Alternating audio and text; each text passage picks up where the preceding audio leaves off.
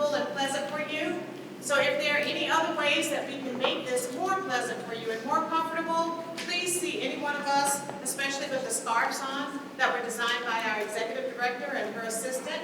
And we will be glad to help you and make your stay as comfortable as possible. It is my distinct pleasure to introduce to you one of our Rotarians, past President Rick Flynn. Rick worked for 2 international firms before establishing Flynn and Company. He is a CPA. He's conducted auditing practices for businesses for over 28, 30 years. A little bit more than that. He's a dynamic individual, and his daughter Kelly works with him with his firm, and she has graciously awarded the family by blessing 2 grandsons that Rick has, and he's really excited about those great boys. Rick has brought in 29 members alone by himself. Let's give Rick a round.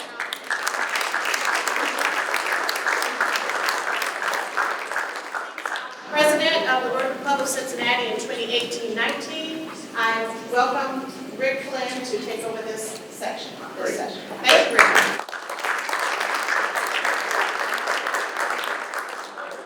Linda, she does a fantastic job, as you probably can already tell. So it's my pleasure and honor to be with you today. I'm very honored because you're going to go out, make changes for your clubs, and run great clubs. And anything I can impart on you today that you can take back with you, that would make me feel really great. And so I have about an hour, and we're going to cover a lot of material. It's either making a choice to cover something really in depth or give you a lot of tools. And I chose to give you a toolbox. And but there are references on how to get into more information off of what you have. The presentation has those references. Plus, there is a recommended reading list that goes with it of books that I've gone through every single one of those books and more. I believe that leaders are made and not born. Certainly in my case. I've worked a lot of hours developing my skills, and they've served me well so far, but I'm a work in process, and I keep working at it every day. I'm always working on my skills. And so my role with Rotary as president was one of the most fantastic experiences of my life. And I joined the club in 2012. A friend of mine brought me in. I knew maybe a half dozen of the over 300 members, and today I know them all. And they're all friends. Rotary is an enormous accelerator for you personally, but it also can accelerate your career. And so it will push you if you allow it to push you forward. And so with that, let's start. And so we'll be covering a number of things today, charting the course or charting your course as leaders of your own clubs. And also major objectives, which I think is very important to me, leadership and self-awareness, and we'll cover a lot of that. Because what you're embarking on is something that will challenge your leadership skills. And you must be incredibly self-aware or growing in that direction to be effective. Because you're working with people. And what's interesting about your role is, none of the folks that you're working with are paying. In fact, they're paying to be with you. So they're paying to give. It's a pretty interesting and unique situation. And what I've found are Rotarians are frankly amazing. I would say, in their careers or their pathway through life, they're a bit advanced over a lot of other folks. And, who doesn't want to be with people like that? It's certainly great learning experiences for me. And, but we count on each other to help each other. But it's an interesting group that way, but at the end of the day, they're still people. And you must know how to work with people. And they're coming from all all facets and forms of backgrounds. And the better you are at maneuvering through and dealing with a diverse group of people, the more effective that you can be. And so we'll talk a lot about leadership and self-awareness. Most of you took the predictive index, and I think it's a huge advantage to know who you are. And so we'll cover that. And my firm, we use predictive index. We've been using it since 2006, and it's been highly effective for us, not only in finding people that fit our culture, but also it's very helpful to manage people thereafter. It's probably more useful in managing people after they come on board. And so we're not here to sell it. We don't sell it, but I have an unlimited number that we can do, so that's why we ran everybody through it. We're giving the opportunity. So if someone hasn't taken it, we can still provide it to you. But it's so important to know who you are, and I'll cover that too. And then leadership and emotional intelligence. And those are very key because even though you're working with, I think, some of the most interesting and top-notch people you'll run into in your clubs, you'll have to understand how to work with them emotionally. And because they are coming from all backgrounds and things of that nature. Okay, so I'm a business guy. I started in public accounting way back in like 82, 83. And I worked for 2 international public accounting firms for about 11 years, and then started my firm in 1994. And so it's been soon to be 28 years. I started it from scratch and built it up. We've got about 30 or more people in it. But also, one of my longtime clients was a bank, and they asked me to be chairman of the board. It's a mutual in a very troubled part of Cincinnati. And they were in trouble. And they asked me to be chairman, and about a year into that, or a year and a half into the president said, this is too much work. And so it's like, how do we get someone to come in a failing thrift, in a very troubled part of town? And like most of you, I'm pretty altruistic. I'm like, I'll do it. So I ran the bank for 7 years. And it was trouble. I mean, usually when the regulators give you 3 or 4 matters requiring attention, the bank's in trouble. We had 11. Okay? So we made it through all of that, cleaned it all up, and then successfully merged it into a group of other mutuals. So Warsaw Federal is still on the west side of town, serving a very troubled part of town. And it's really the only bank in the area because everybody else left. And it's doing a great thing. But the point that I'm making is platforms are worth saving. You can do amazing things when you have a great platform, a functional platform. We did other things. We helped build a theater over in Price Hill, which is really changing the economics of that area. There's more restaurants coming in, there's more people going there, property values are starting to rise. It was a great thing. And we did that with a platform that was frankly failing at the time. And so the leadership is so important. And, so learning to work through other people, not do all the work yourself, is a very important thing. And if you get anything out of what we're talking about, you don't want to do all the work in your club. The best thing you can do is work through other people, because you get multiples out of that. Okay? You can build leverage in what you do, but also, you only have 1 year as president. Part of your job is to build future leaders. If you're doing all the work for them, how are they going to learn?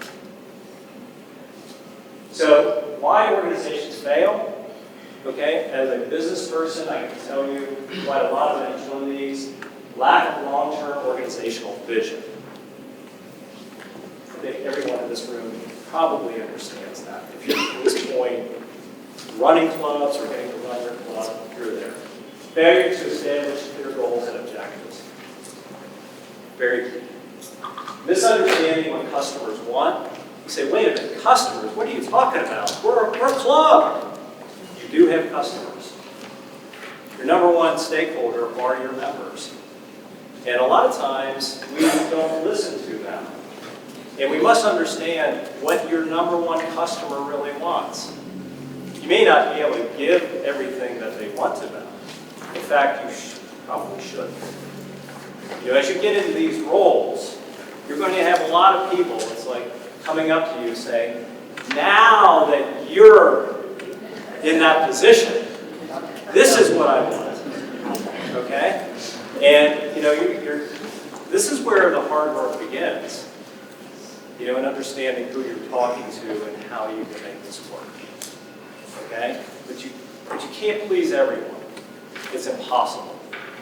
And that's why major objectives are so important. You know, if you can establish the major objectives and communicate them over and over again, okay, you'll be far more successful because now you've got something to really kind of lean on, right? Rather than, you know, what somebody wants on their personal agenda. Okay? You're here to make your club better. Misunderstanding what customers want, underestimating the competition. You say, competition? We're a club. We don't have competition. Yes, you do. You have a lot of competition. You have employers that wonder, what's my employee doing? Spending their time at Rotary? What does that mean? You have spouses and significant others that don't understand this. You know, they want you home, they want your members at home, or they want your members not spending their time, or they don't understand what's going on. There's a whole host of other forms of competition. And you need to understand who your competition is and try to work it. You know, work through the issues. Make it palatable for everyone concerned. Inadequate financial planning, lack of strong leadership. Now you're in roles of leadership now, and what people really want are strong leaders. And the willingness and ability to say no is a mark of a very good leader. A really good leader, you know, delegates. Okay, you can't do everything. And a really good leader takes great notes and remembers who they delegated things to and holds them accountable. Okay? And what you want to really do is build a reputation for following up. Okay? Because if you don't, and you're easy, then your results aren't going to be what you want. You're not going to hit your main objectives. Let's see. Ineffective procedures and systems. You need to take a look at your club and how it operates. You know, and find someone. See, this is about finding people. You're flying above now. You're not making the donuts anymore. Okay? You're flying above it. And you need to find people that really like doing certain things. You know, if you need policies and procedures in place, find someone that really likes doing that. I mean, they'll love it. Okay? If you need someone to get more members in, find somebody who loves doing that. You know, I believe in the Pareto principle or the 80-20 rule. Okay, if you have 10 salespeople, 2 of them are going to represent generally 80% of the sales of the company. Okay? It happens over and over and over again. You know, and not just in sales, in different facets of life. And so, if you have 2 top-notch salespeople and 8 also-rans, where do you spend your time, money, and resources? You spend most of it on the 2. Okay, that's counterintuitive to a lot of others' thinking. You say, well, wait a minute, no, I need to spend it with the other 8 because I need to move them up, and you know, things of that nature. But remember this, okay? You have 1 year. You have 1 year to hit your objectives. These are your objectives, okay? And you know, find the people that are right for the positions that you need filled, and then lavish them with your time and your resources. Believe in them. Build them as leaders. That's your job. You'll get far more traction out of that as a result. Let's see, essence of critical business skills. You know, a lot of folks in here maybe are involved in jobs that really don't stretch their business skills. Find others that have those skills. Build a team around you. Okay? Build a team. Inability to change, we'll talk about that. But that is very important. And you'll find, you know, a lot of great people do not like change. And really, change is uncomfortable for truly everyone. But we need to recognize that if a change needs to happen, we need to commit to it. And this is where your skills of communication really pay off. Because what you really want is buy-in as much as you can get, all along the way. And failure to formally write and communicate the plan. And so if you're the only one that knows what you want to do, you're in trouble right out of the gate. Okay? Rotarians love to help. Okay? But you got to get engaged. Okay, so did that sound difficult? Kind of. It says it's supposed to be hard. If it wasn't hard, everyone would do it. And hard is what makes it great. And Tom Hanks, love his movie. Okay, what will be your major objectives for your presidency? I can give you mine. Okay, I have two. Okay, what you find is that top-notch C-suite people pare down, pare down, pare down to the lowest number. Okay? And then they go after that. So they really need to understand the entire organization and find out what is necessary for us to be successful and find out what the objectives are that you should go after. Now, I was fortunate. You know, I came in, the Cincinnati Club has always been very well run. We have also a phenomenal executive director that had been there a number of years. She's still here today. And, you know, so a lot of the blocking and tackling was already in place, and I suspect because you're coming from other clubs, you'll enjoy all of that, maybe even more. And so I was fortunate because I got to pick my major objectives, but sometimes what you want isn't what the club needs. And so you have to decide, you know, is it about me, or what I think, or is it about what the club needs now? Now, I was fortunate. I got to choose what I really thought needed to be done. And number one, membership satisfaction. Now, I know that's really broad, but but isn't that what we're here to do as leaders of a club? Is to satisfy members. And so it's like, well, Rick, how are you going to satisfy 330, 340 members? Well, I can't do that myself. So that's why I have other board members, and then committees, and then volunteers out of that membership group. And so now I have a lot of leverage, right? You know, so it's not me doing all that work. And we'll talk a little bit about that. And my second major objective was perpetuation of our club, which includes bringing in new members, but also developing future leaders. You have 1 year. Okay? Sounds pretty urgent, doesn't it? So you need to pick wisely, choose wisely. Yours could be completely different than these. Okay? I would say these are two pretty universal objectives, but choose what your club needs. And you say, well, if I do that, then, you know, my year might get overlooked. Believe me, if you make the right change in your club, they will love you for it. Okay? And a lot of these changes are because someone else didn't have the guts to do it. Okay? Okay, communication of major objectives. You should communicate after you choose your major objectives frequently and consistently. You kind of need to be a broken record. You want to make sure everybody gets it, particularly your board. And then once your board gets it, you need to carry the message to the committees. Group parents love to help engage them. Identify as a team, what must be done to achieve your major objectives. Who will perform the work and what success looks like. That's another way, it's code for saying measure. You must measure how you're coming along with your objectives.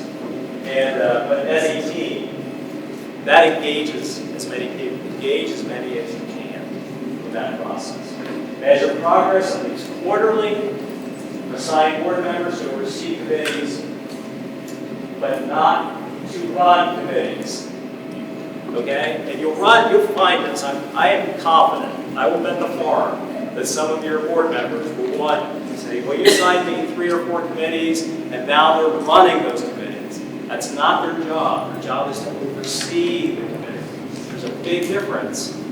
And, we want the committee members to run the committee because we're building future leaders. Okay? And plus, they get kind of mad when a board member starts to lord over them. Okay? Membership satisfaction, right? Resist being over-involved in details. And believe me, you'll get pulled in a lot of details. And resist it. That's why you need to have a team. I remember when I first was installed, I had someone under me, and this person, I can't believe it. I mean, I absolutely love our executive director, but she's a strong person and she gets things done, which she's exactly what we need. And but this person really didn't see it that way. And he said, now that you're in office, this is great because you need to get involved in the accounting, you need to get involved in this, you need to get involved in that, And I'm like, I just don't see it that way. I don't think I can do that. And besides that, I'm only going to be in this position 1 year. Rehearse that line. Okay? I only have 1 year. And if I do all of these things, there's going to be a mess for the next person coming in. I really like what's going on with our executive director, and I think she does a fine job. Did I disappoint that person? Probably. But at least they know where I stood.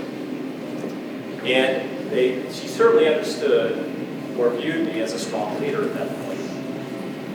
I'm not here to please everybody. I'm here to do what's right for them. Okay? Stay out of your executive director's kitchen. Okay? It's very important. That's why you have an executive director. That's part of your leverage. My firm probably has 75 or 80 nonprofit organizations. And there's some wonderful people running them. And I also facilitate roundtables for executive directors.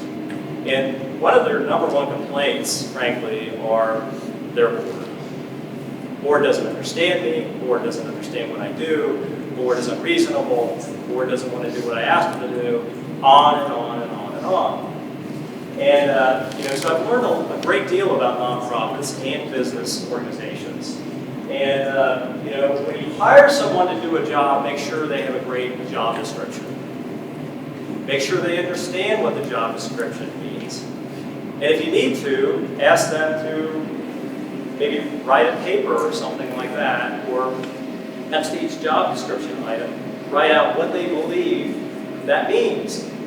And also ask them, what do you need to learn or do to be more effective in those roles?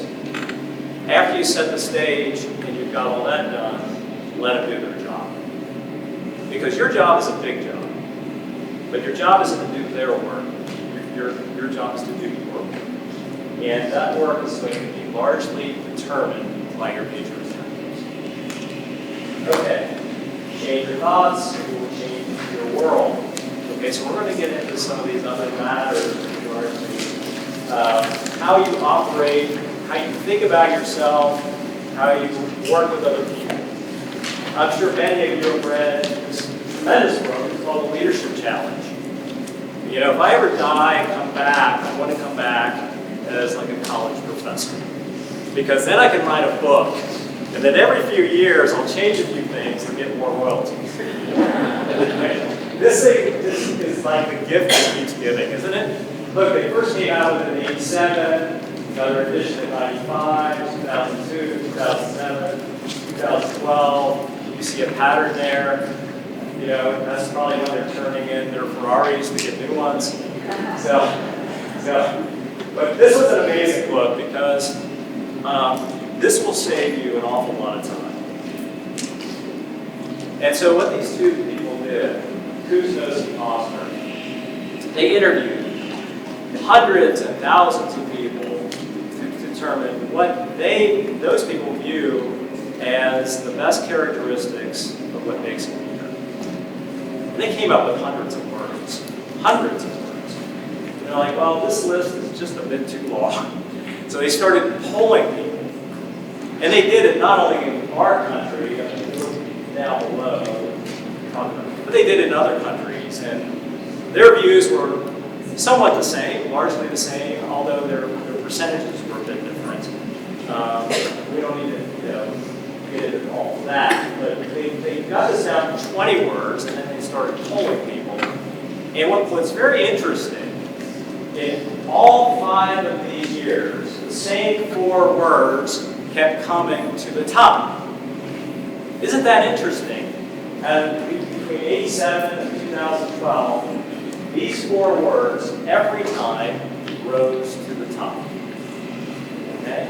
That's honest, forward-looking, competent, and inspiring. Great words. Honest, forward-looking, competent, inspiring. Put your 4-way test on. It's pretty crazy, right? Matches really well. Okay? So I guess the early Rotarians thought of this way before Kuznos and Osner did.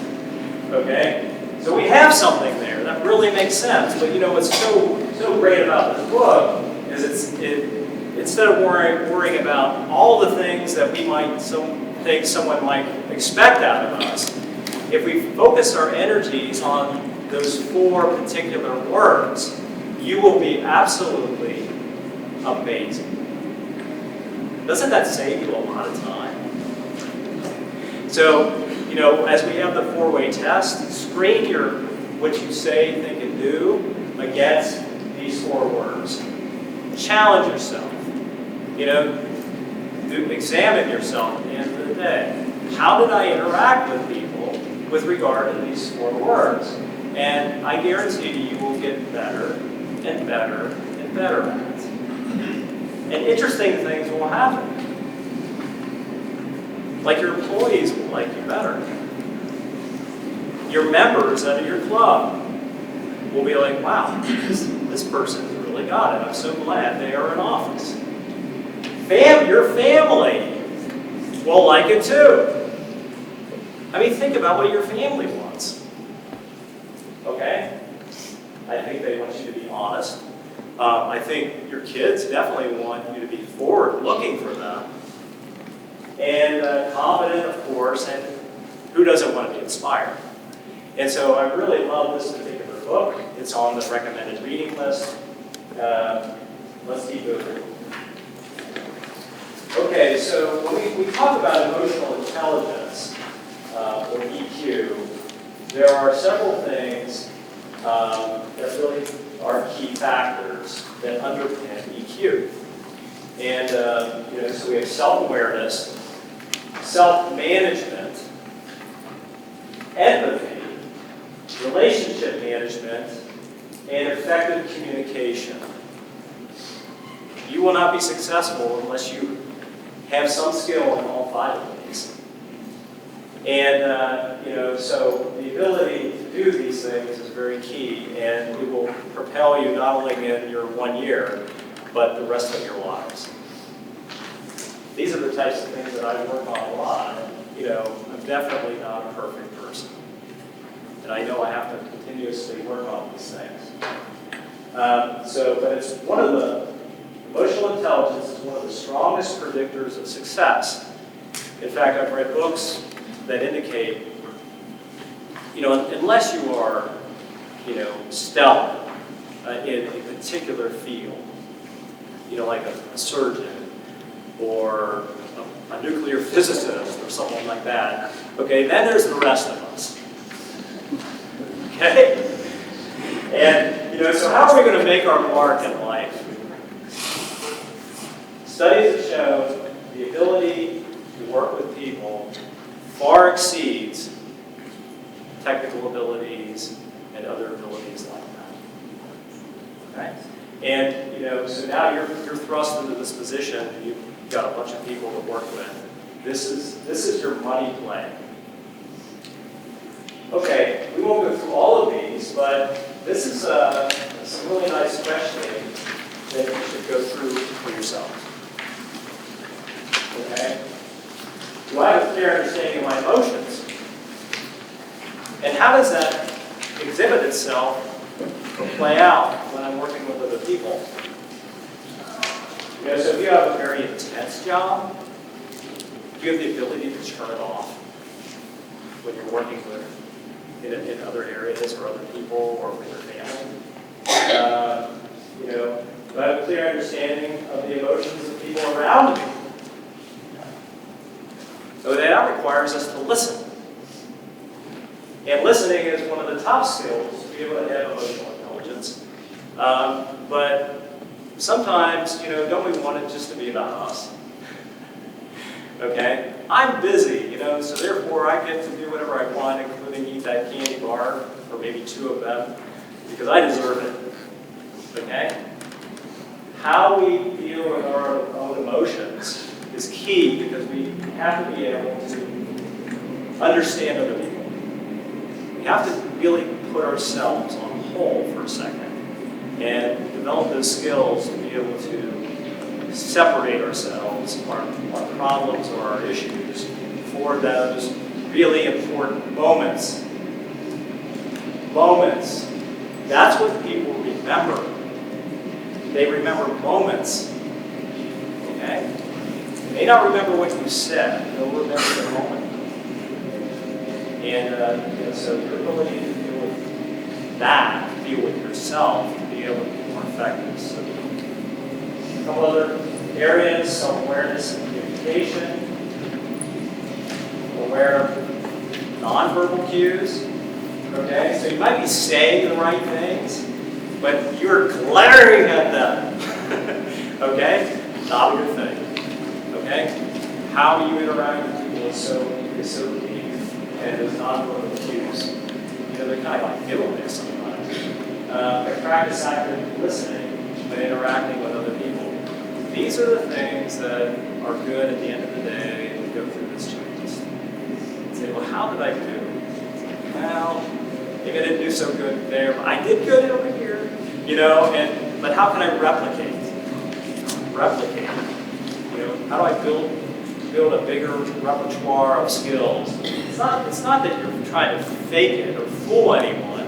Okay? Look, you're Rotarians. I mean, you pay money to serve. Okay? That's who you are. Great people. Okay, give yourself a break on it. All right? But but communication is just not 100% verbal. We all know that. We all know that. Okay, most of you took the predictive index. I'm just going to cover it fairly quickly. The reports are well done, and they'll explain to you a lot of things about yourself. It's a crazy report. You know how long it took to take it, 10, 12 minutes, but it's strikingly accurate. And it's important to be able to do these things. So there's 4 particular insights or factors. First one is the A on the report. That's dominance. So the further out to the right, the more dominant you are. Extroversion is to the right, introversion is to the left. Patience is to the right, and lack of patience, which would be me. I am so far to the left, it would be staggering. I mean, when I look at my report, it just kind of tilts. Okay? My D is that way to the opposite side, highly dominant. Okay? And, that's not a good thing or a bad thing, that's just what it is. Okay? But what I do know is this, is that when I'm under a lot of pressure, my high dominance and my low patience bang on each other. Okay? And I get more intense as I go. It's pretty valuable for me to know that, right? And so I've been working on this for quite some time. And, self-talk. And, this isn't the end of the world. Why am I so worried about this? And, learning how to just kind of tamp things down a little bit. I'm not trying to be a different person. I'm just trying to be more effective. And I like who I am. I've come to like me. Okay? It's taken a long time. I'm 59 years old. But, what's the alternative? Okay? So I'm kind of stuck with who I am. But on the other side, there's a lot of good about it. And especially if I learn how to use emotional intelligence. And so I can use my skills at getting really good at getting things done very, very quickly. I like that. The endorphins just like fly off the page when I get stuff done. Okay? But it gets even better when I can get other people to help me do those things. But knowing who you are is really key. And, so I've got a reasonable level of detail. Okay? I'm not average on level of detail, but the people around me in my office are generally higher in detail than I am.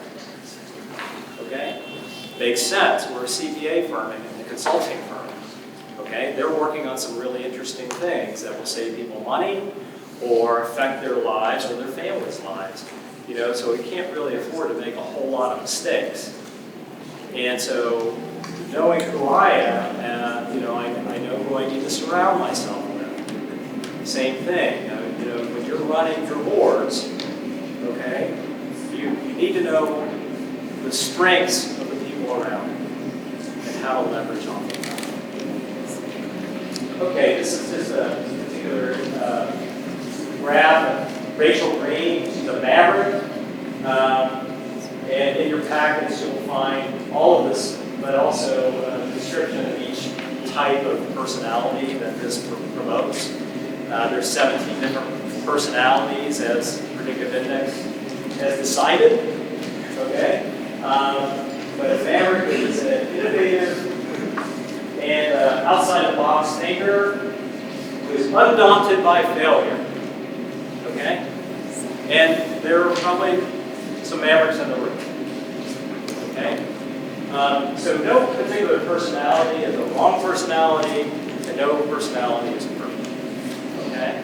And so the ability to have a maverick around is pretty nice because they're very innovative and they're not afraid to fail. Okay? So that's a nice personality to have around.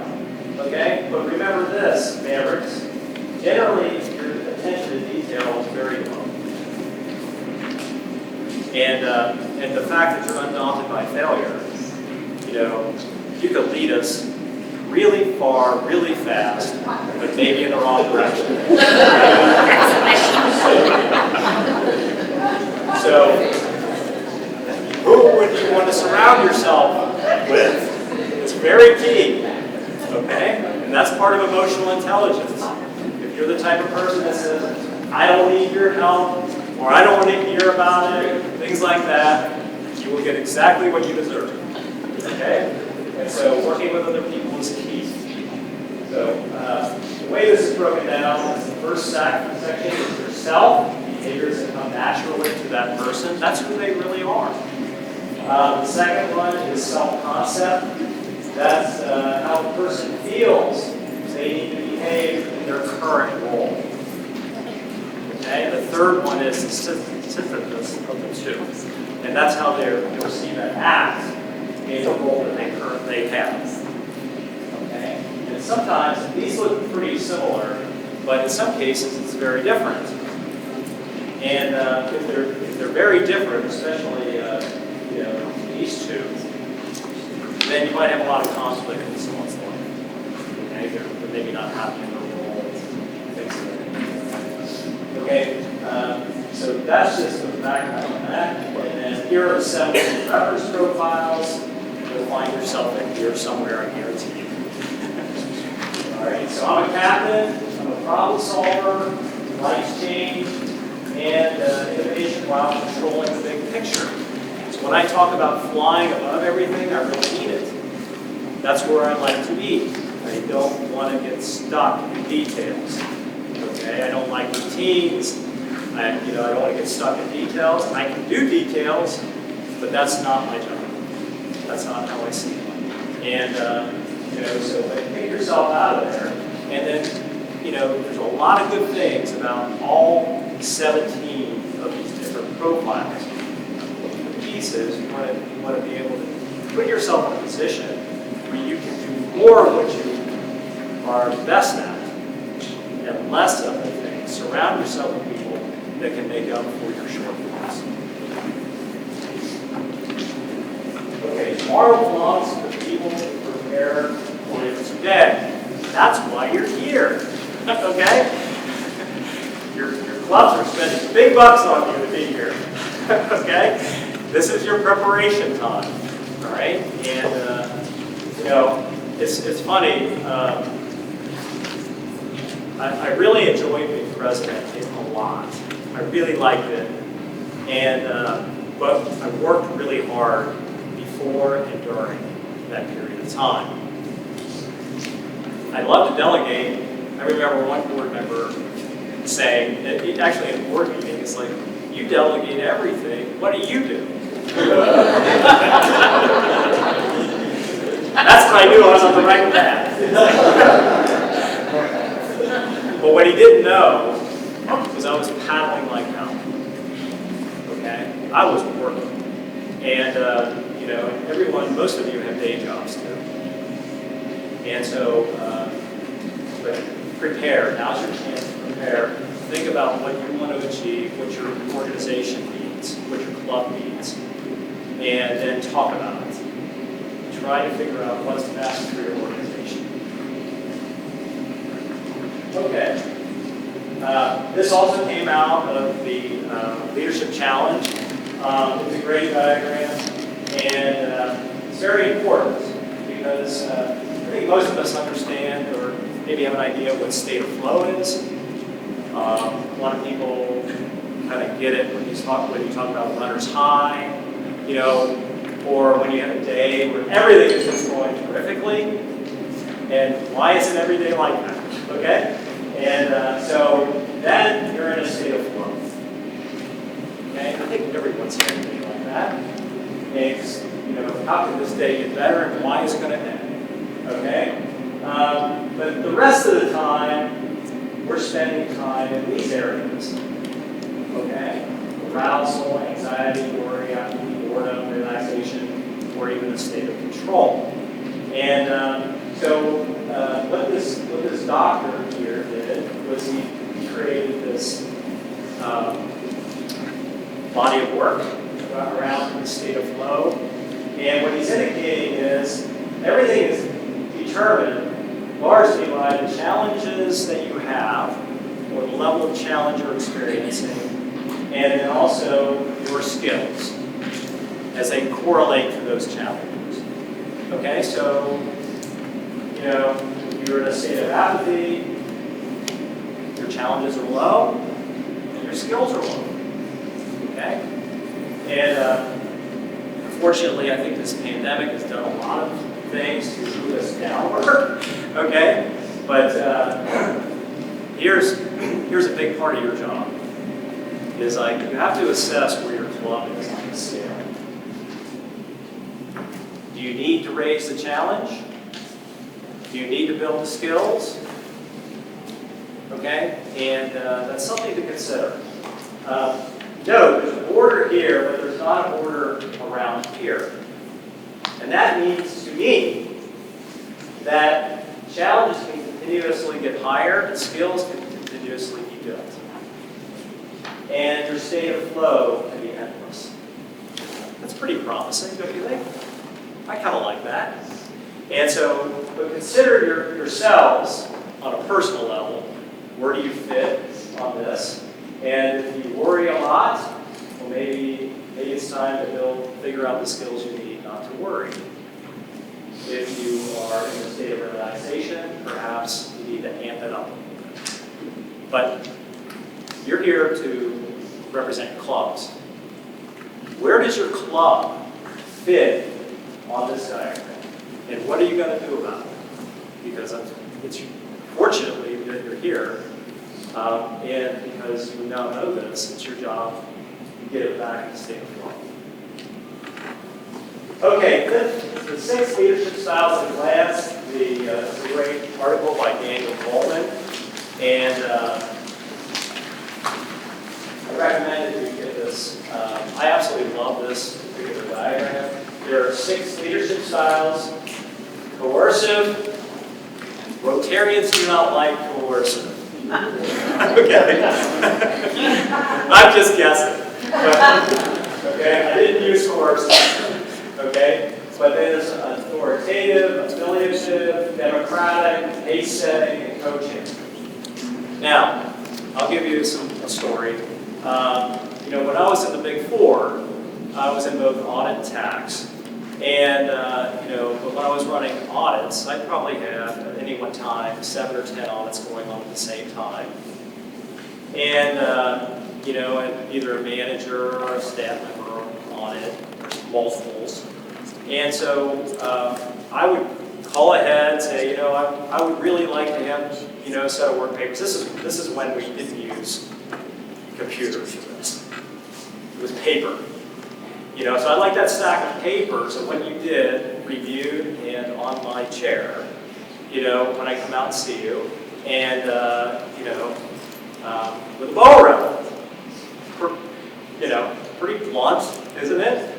And they got it, and so I go out there, look, it's efficiency. I mean, I've got a lot of jobs going on and things of that nature. I'm pretty important. My gosh, and you know what? I'm doing a great job because everybody's doing what I asked them to do. If somebody leaves, there's always somebody else coming in. Okay? And think about that. Why? This is public accounting. I mean, what is the first step that a lot of aspiring CPAs want to do? They'd like to get in with a Big Four firm because it looks great on the resume, whether they stay or not. It's a phenomenal experience. And so we had this endless flow of talent coming in, okay? And they're top-notch students. I did a lot of recruiting. I knew a lot of them right out of the gate. And, so I was a pace setter. And frankly, that's what I was trained to do. I was trained to set the pace, whether I knew it or not. Because budgets are really important. Hey, we're here to make money, right? And, so time to make the donuts. And so I was a very good pace setter. And then I decided I'm not going to wait 8 more years to be a partner in a Big Four firm. I was in '94, and I said, I'm starting my own firm. And it was a really good move for me. But it wasn't without a lot of pain, okay? Because then I started hiring people. And you know what? It's like I'm not getting the cream of the crop like the Big Four firms were getting. They had this endless flow. And so I paced it. And look at that. It says the overall impact on the climate, negative. Okay? I ran through people like crazy in the first couple of years. And I'm like, it's got to be me. Epiphany. Okay? And, so I had to start really working on my emotional intelligence and then also how I would work with these people. I mean, frankly, you got the Big Four, which is a huge resume builder and training and everything else. And then you have my little firm We have no money, no clients, okay? Which would you work for? Okay? And so when I recognized it was me, then I had to change. And I wonder sometimes how we, in the short run, how we come from the environments that we spend most of our time into a leadership situation in another environment, and what we bring with us. Okay? So if you're coming from a very intense situation, you need to find a way of readjusting, reacclimating how you do things in a voluntary situation. You're working with a bunch of volunteers. Okay? What are you going to do? Stop paying them? Okay? You're going to fire them? Okay? And so it's a very different situation, but challenge yourselves as to how you are entering into your role and how you interact with people from the roles you're usually playing. If you're a surgeon, the surgeon's king in the operating room. Okay? If you're an actuary, you like quiet. You don't want anybody around you. I guess, I don't know, but consider who you are and what you're bringing to the table. You have 1 year. And you'll be judged very early on. And people are funny about judging. First impressions are amazing. Or they can be very detrimental. But work through these. Your best managers can do all 6. Some very sparingly. Okay, the first step towards getting somewhere is to decide that you're not going to stay where you are. I look at that quote very often. Okay? I don't like to blame people, and I don't like to be, so therefore I have to work a lot harder. Okay? If I'm going to blame someone, I'm going to blame myself. But you've got to work at this, so you have to understand if there's something not working for you, you need to decide. Okay, quickly, if there's anything, if you look in the middle of this triangle, it's called the dreaded drama triangle. Okay, and it was created by a person named Cartman. So you can Google this, it's very easy to get. All right? And but for the triangle to work, you need to have 3 characters. You need to have a victim, where she's feeling like powerless, tied up on the railroad tracks. My dreams have been denied, and poor me. Okay? Then you have the persecutor. You can't have a victim without a persecutor. My gosh. Who was this guy? He was a snidely whiplash. Okay? He's the problem. He dominates, blames, keeps the victim down.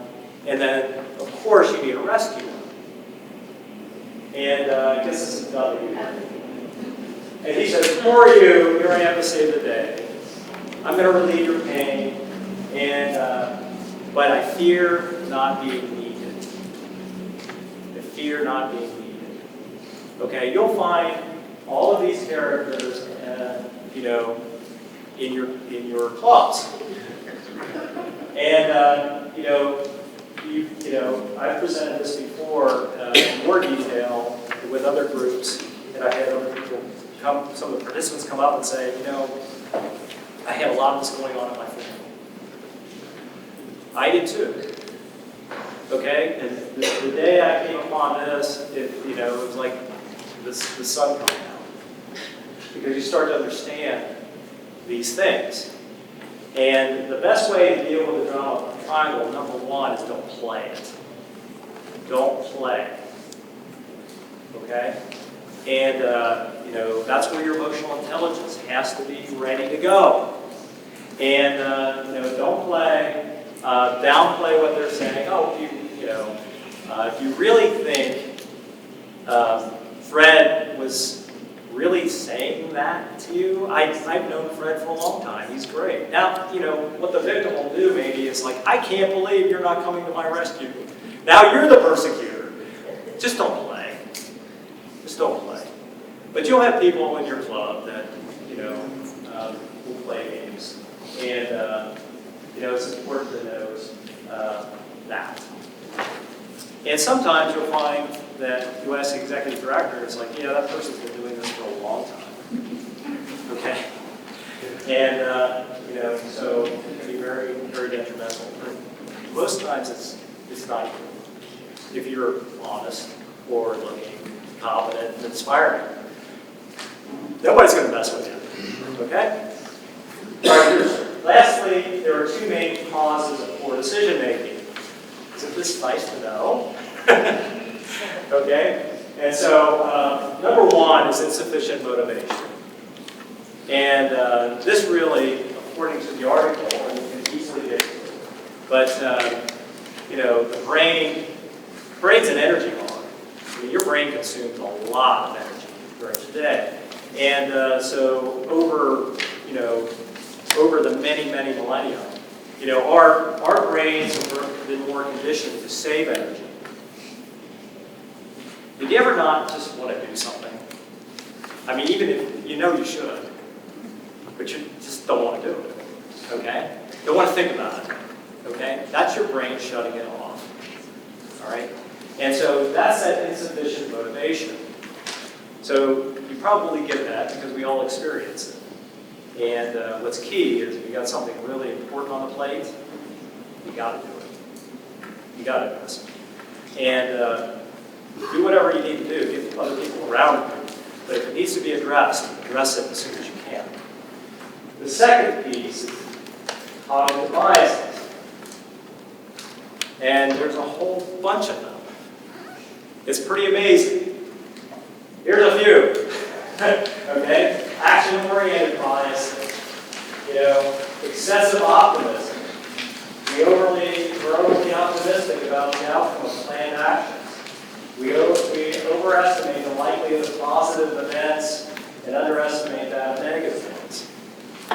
Sounds a little bit like a maverick. But, did you ever, maybe the simplest example I can give you is going to work.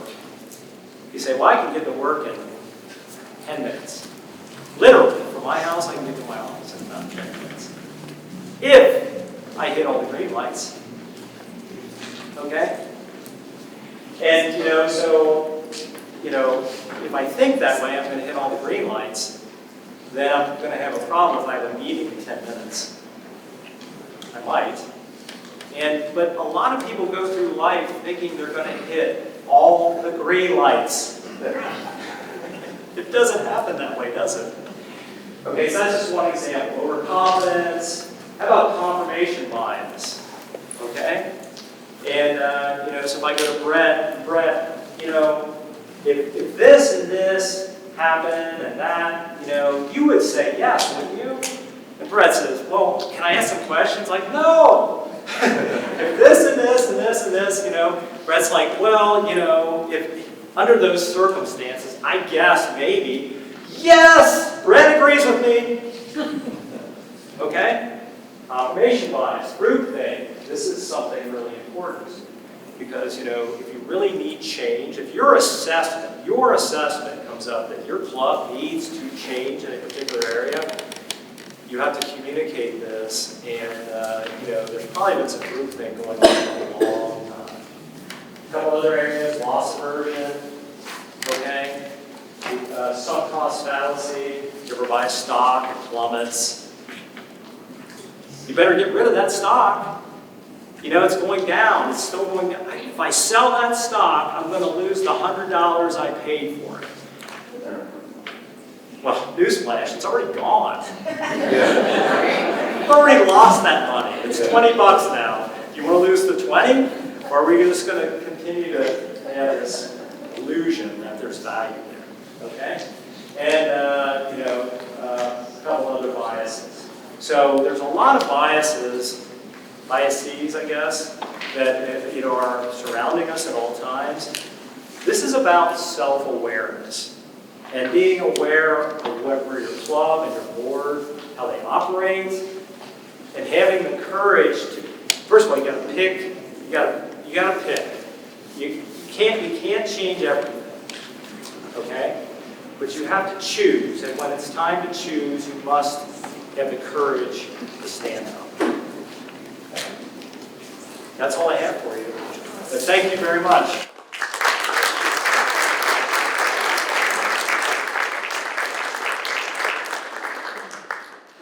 Thank you very much. Let's give Rick Flynn with Rick Flynn and Associates a round of applause.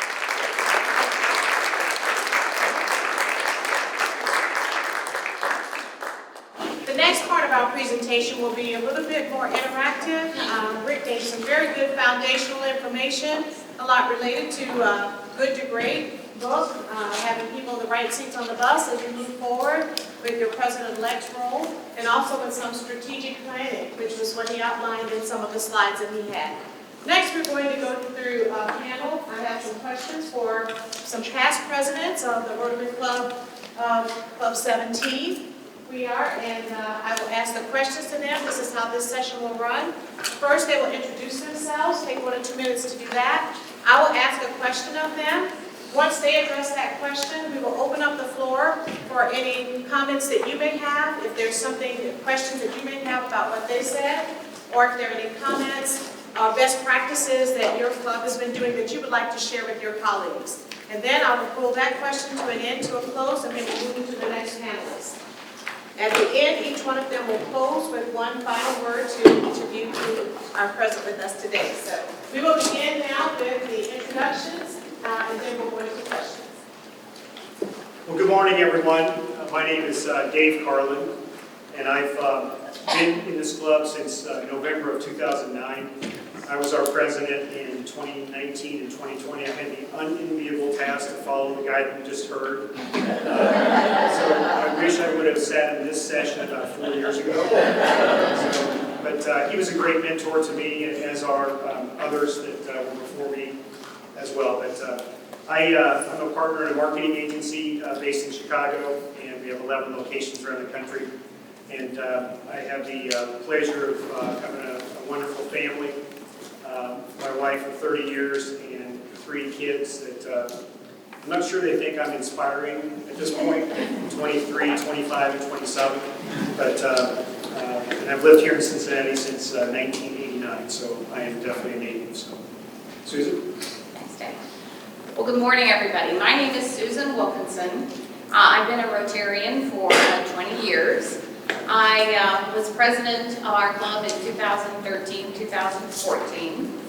I am a professor emerita from the University of Cincinnati, here in Cincinnati, Ohio. I retired in 2011 with 36 years of service. I'm married to David Axt. We have 2 stepchildren and 7 grandchildren. Thank you.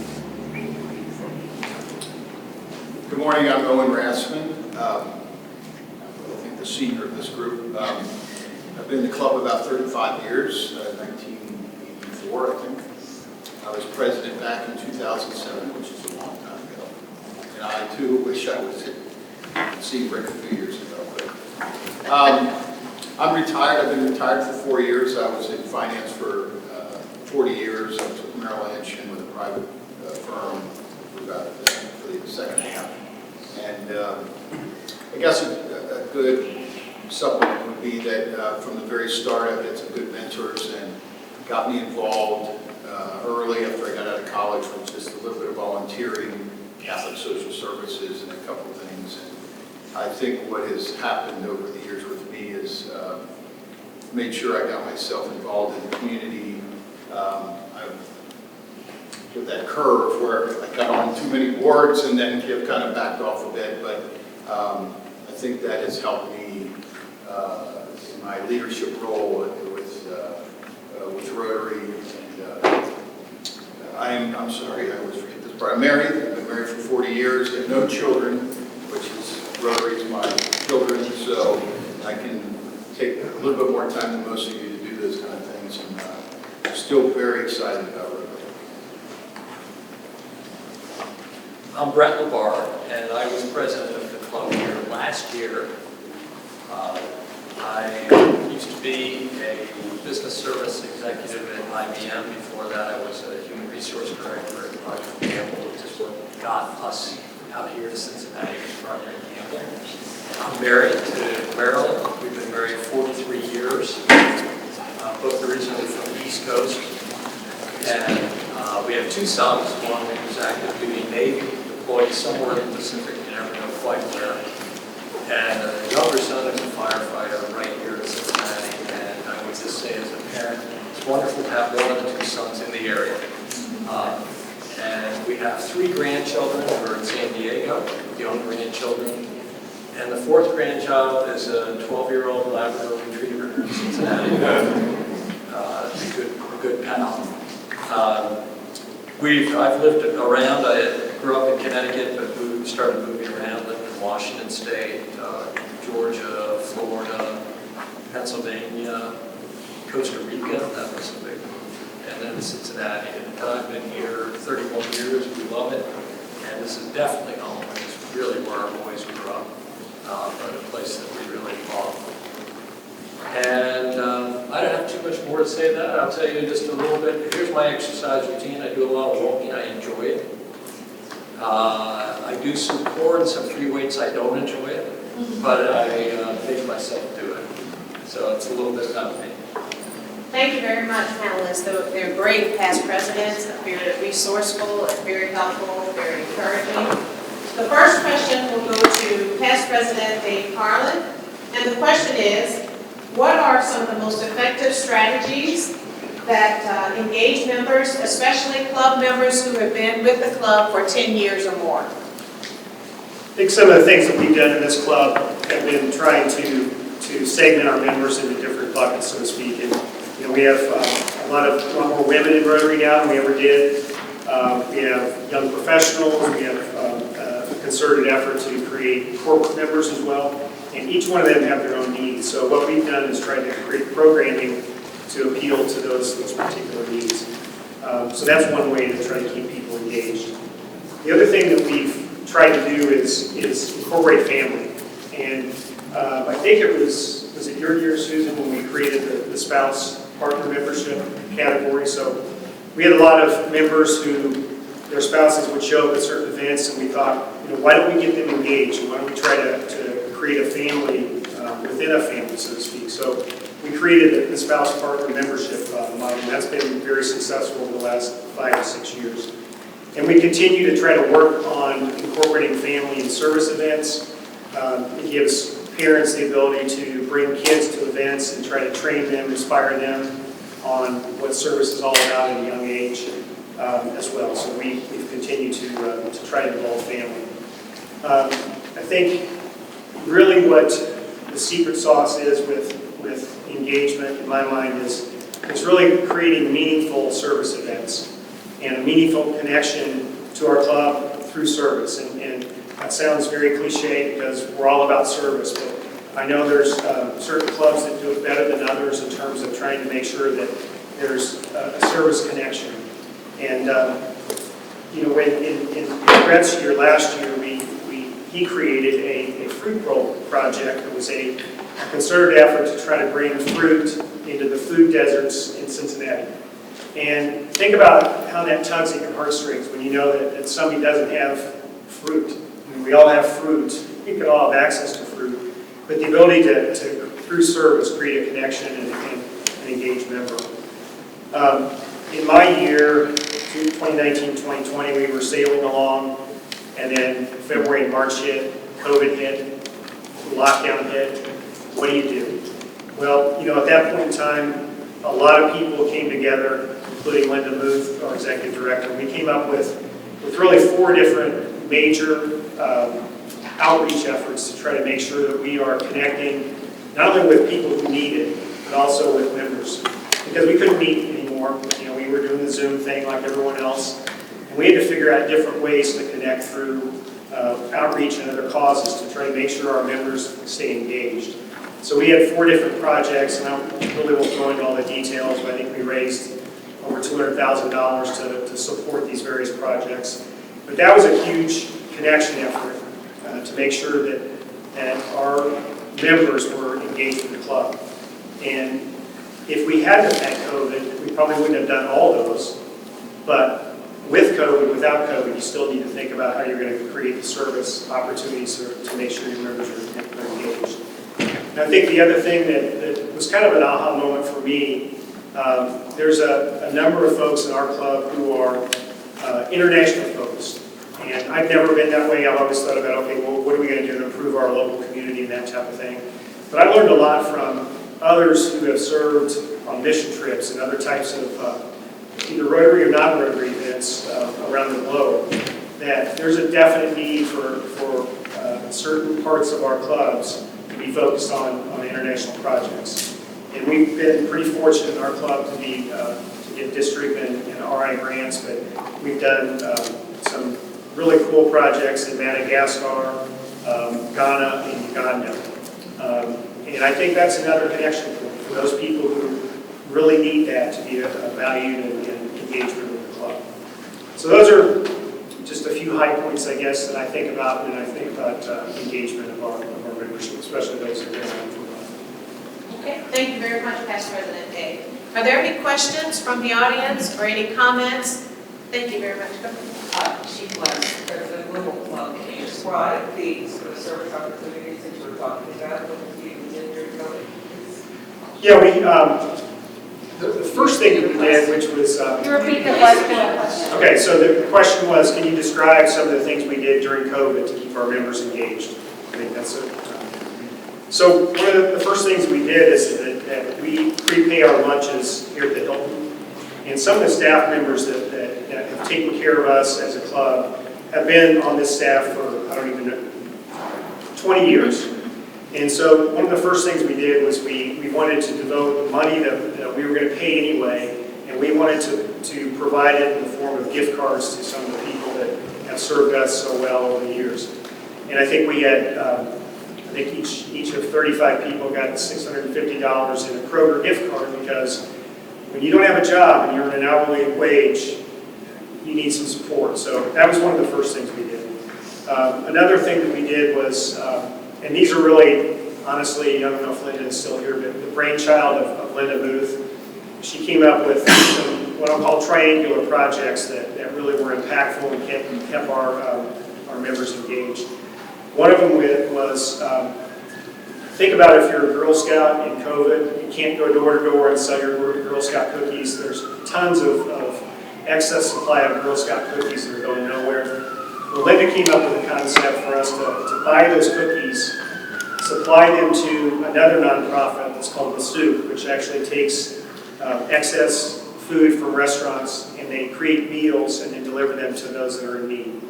And so we funded that whole situation. That was one thing that we did. It was really got a lot of energy. It sounds pretty crazy. We're going to buy cookies to help support an effort, but it worked out very, very well for us. And then the last one, I think, is we had a partnership where we created, well, let me back up. So the YMCAs here in this community, probably much like yours, they have daycare services. We have, I think there's around 12 locations around the city. A lot of people that take their kids to daycare are healthcare workers, first responders, and that type of thing. So what we did was purchase food from local restaurants who were locked out, who needed revenue, and we delivered them on a daily basis for 6 weeks to these daycare centers. And then every day when that family, that healthcare worker that's been facing COVID all day long came to pick up their child, they had a warm meal to take home to their family. They didn't have to worry about cooking for their family. And you would not believe the thank you notes and letters that we got, which we, of course, shared with our membership. But it was, all those things just created energy in a pretty bad time. And we didn't lose very many members during that course of that time. And I think some of those things were contributed to that. Sorry for the long-winded answer. No, that's fine. We have time for maybe one other question. Are there any other questions or comments? Okay. I was going to ask all about this. What are the outreach efforts that you did to raise the $200,000? How did you guys apply? Repeat the question. To raise So the question was, how do we raise the money to fund some of these projects? Well, a large share of the YMCA project came from our foundation. But really the Hilton staff support and also the Girl Scout cookies came from our members. And they were in lieu of, pre-paying lunches that helped support this. So they were, just hopefully creative ways for members to feel like they were connected by giving back. They didn't have to get involved and drive food around all over town, but they could feel like they were involved through their financial effort. And that was a great collaborative effort that President Dave talked about as far as the restaurants who provided the food, that he was mentioning, the YMCA, getting the numbers for how many meals to have for families in the afternoon. And those were things that he mentioned that since Linda's here, we recognize her for her efforts for that. It took a lot of planning, Rotarians to drive around and make sure the meals got there. So it was a great effort. Let's give them a round.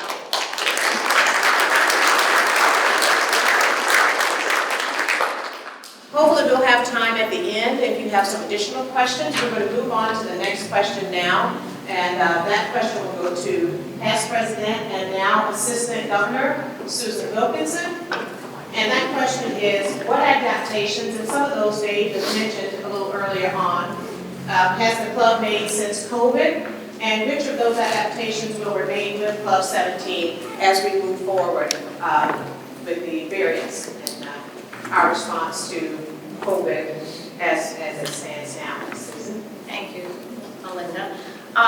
So hopefully COVID is mainly behind us, but you never want to trust a virus.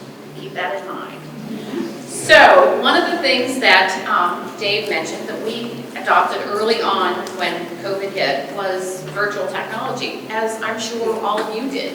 If you were meeting virtually.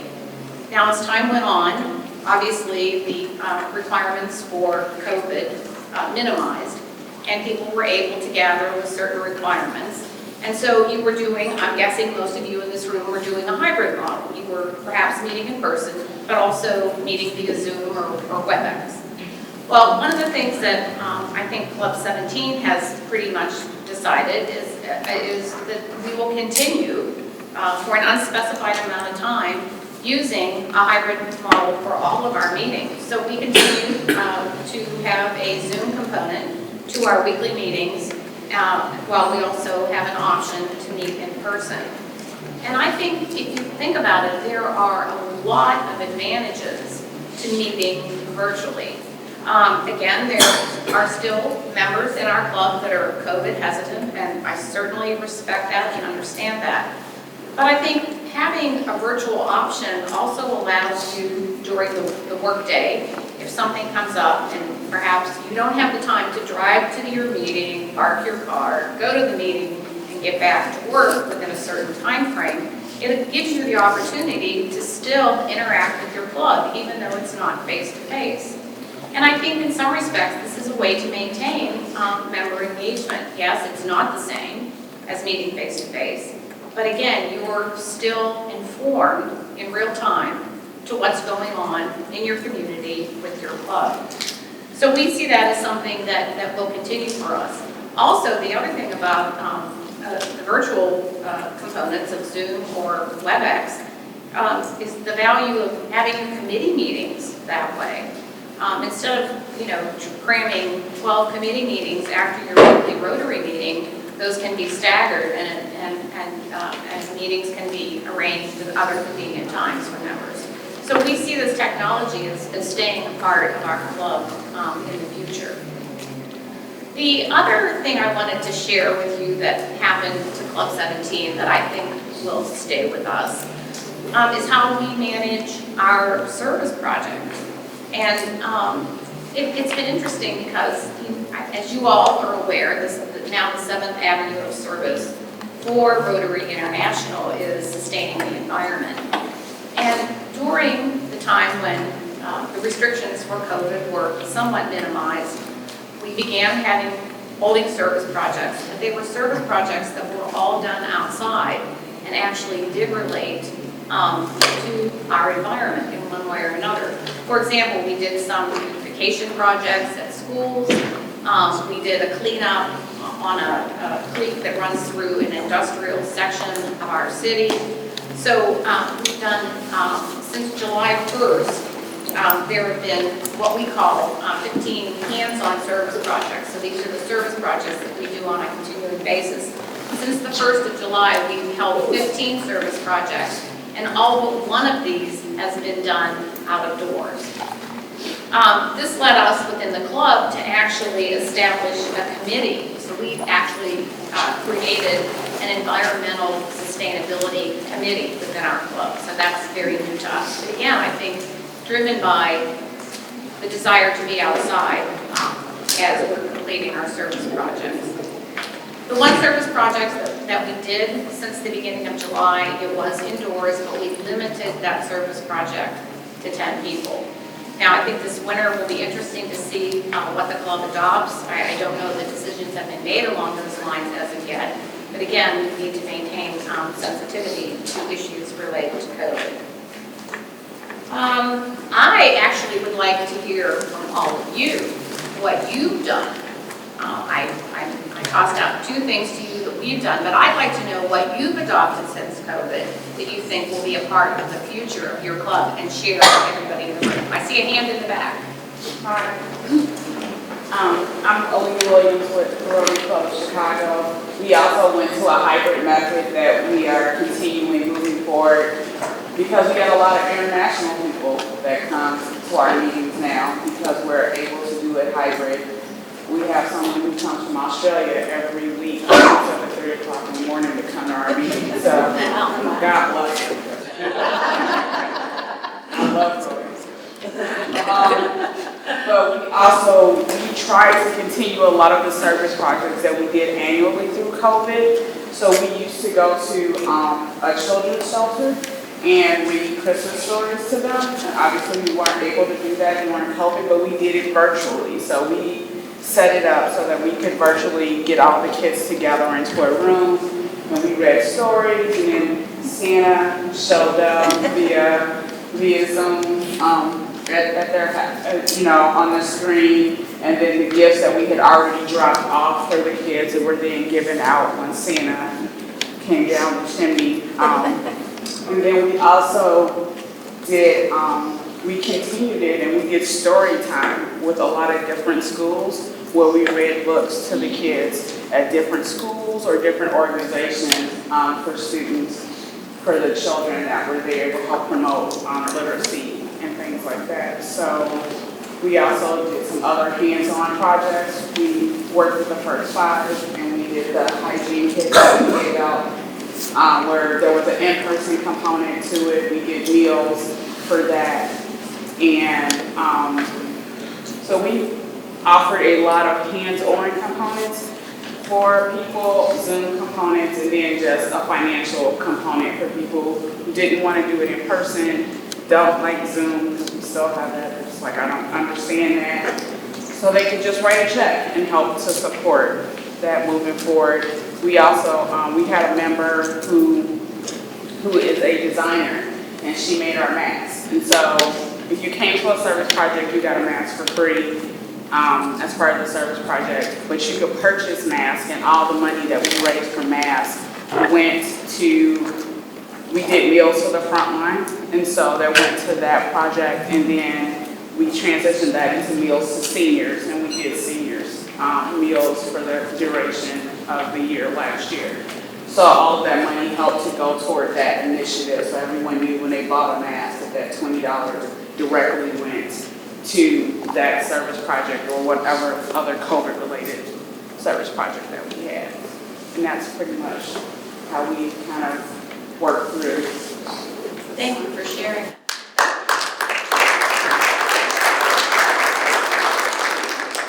Anyone else from the audience want to share some things that you did during COVID?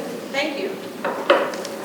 Well, I'm just realizing the benefit of something that we did during COVID, because people have been asking us how to come to the San Diego Club, and we added 42 people during COVID as members, and people have been do that. And one of the things that occurred to me was that what we would do before our Zoom meetings, we would have a half-hour readers meeting, which we usually have readers in person and our regular in-person meetings, but we were doing virtual readers meetings. And we had some Cracker Jack people involved in those readers meetings that were really greeting potential members during that half hour beforehand, and you could see and feel the camaraderie of the people during that time. And we had people just wanting to sign up in droves to become members, and it was just amazing to us that we were able to add that many members during COVID. And so, although we have not continued that, I think I'm going to go back and say that we should do some form of that. I mean, we do a good reader meeting in person, but we should probably have an additional virtual Zoom readers meeting that happens before each meeting, so that those people that are interested in membership can feel that camaraderie. And during those meetings, people would talk about why they became Rotarians and what they like about Rotary, and it got people excited and re-engaged, and this is why I'm part of this club. Wow. Thank you very much. Thank you, San Diego and Chicago, for sharing with us, and thank you, Susan. We'll move to the next question. Past President Owen Rasman. And Owen, your question relates to the value of partnerships. And what is the importance of partnerships with the club and the community, and also with partnerships outside of the community? Owen does so much for our club, and he's a very good collaborator, and he'll share some of that with us now. Thank you. I'm not trying to upstage anybody, I just get my knee done. Please get ready for all that, too. At age 66. As I said earlier, I've been in the club since 1984, and as I sat here and I threw my notes away, thought more purposely that I think over time when I joined Rotary and really got engaged and our partnerships or strategic partnerships, a lot of that stuff exists in large clubs. It's out there. It's at our fingertips. As a president, and for that one short year, and as you anticipated and as you exit from it, and I've been gone from being president for 13, 14 years, but being involved, the partnerships are chosen by many different people at many different levels, and some of them stay. And we've been fortunate to have, oh my gosh, and I know we talked about this at dinner and some interacting with you, but we have a 100-year-old, 100-acre camp that we own, Camp Allen, that we have a partnership with Stepping Stones. Stepping Stones is a very old organization. They take care of all this. There's a day camp, there's an overnight. This has been going on for years and years. It's a very important partnership. We put a lot of money towards it. But as I tell you a couple of these stories, because I know you'll have better ones, it also, Rotary was the type back in the old days that we were that quiet, good do-gooders. We'd go out there, we didn't want any pat on the back. We just wanted to do the right thing. That's the purest form of contribution. But I've learned over the years that there's other important things. There's, these partnerships can also, create members, and they also, can create the downstream effect of just sustainability. We used to be a 750 member club, we're north of 350 now, but it's just important for partnerships. I'll try to just rattle through a few. I know when I was driving the bus yesterday, or driving the van to bring people back, we talked about the Ronald McDonald House.